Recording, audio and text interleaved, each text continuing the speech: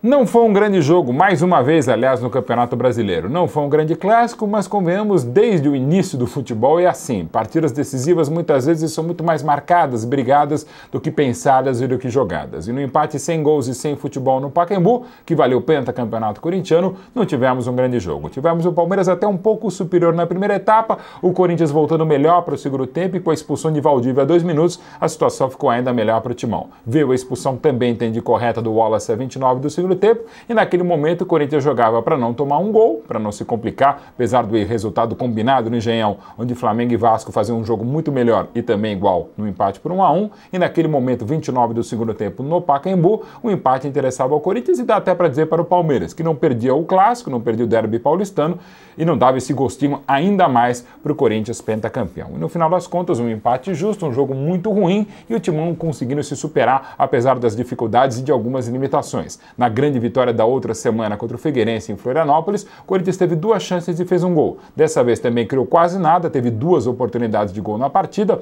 uma chance no final do primeiro tempo, num lance polêmico, se houve ou não pênalti no William, eu não marcaria, mas dá para discutir. O Corinthians teve sua única chance na primeira etapa, teve um lance depois com o William a 45 segundos do segundo tempo, um chute de canhota defendido pelo Deola sem maiores dificuldades e mais não fez o Corinthians. Fez muito pouco ao final do campeonato, mas foi mais consistente, foi mais competente, ficou na liderança em 27 das 38 rodadas, foi quem mais venceu e também no critério de vitórias ele teve a vantagem contra esse surpreendente e emocionante Vasco, que fez também uma campanha de recuperação absoluta e absurda em toda a temporada. Mas acabou não sendo melhor que o Corinthians, que também teve a vantagem de, ao não disputar a Libertadores na fase de grupos, ao não disputar, claro, a Copa do Brasil e também não participar da Sul-Americana, o Corinthians pôde focar no Brasileirão, teve mais pernas, teve um pouquinho mais de elenco, teve um futebol mais consistente, sobretudo no turno, e acabou o campeão. Vamos ver aqui, com a ajuda do Tactical Pad, como é que foi um clássico muito ruim, mas de muita festa para o Corinthians e principalmente de força para o Magrão,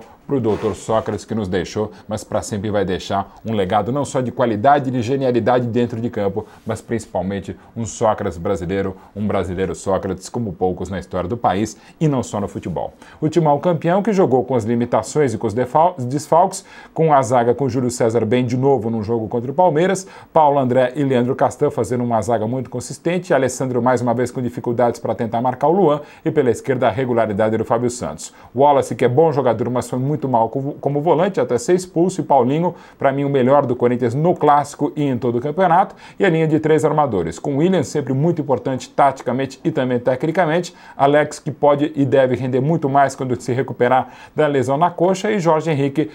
que se não fez uma temporada brilhante, longe disso, mais uma vez foi um símbolo da grande conquista corintiana, como o Liedson, que se não recebeu grandes bolas de gol e não teve grandes chances, ele e o Corinthians, foi sempre muito importante, porque é outro que também corintianamente se superou. Com problemas graves de artrose no joelho, não fez aquela temporada, mas ainda assim foi artilheiro, ainda assim foi a referência, o camisa 9 do pentacampeonato. E do lado do Palmeiras, um time que foi melhor arrumado pelo Filipão na reta de chegada, com Deola sempre firme, uma zaga que não comprometeu, também porque o Corinthians pouco chegou com Leandro Amaro e Henrique, Cicinho foi bem, mas poderia ir melhor na direita, Gerley dentro de suas limitações não comprometeu, e no meio campo o mesmo desenho tático da equipe do Tite, com 2 volantes, Márcio Araújo e o sempre seminal na bola parada Marcos Assunção, 3 armadores, Patrick e Valdívia até ser expulso e Luan, e à frente Ricardo Bueno,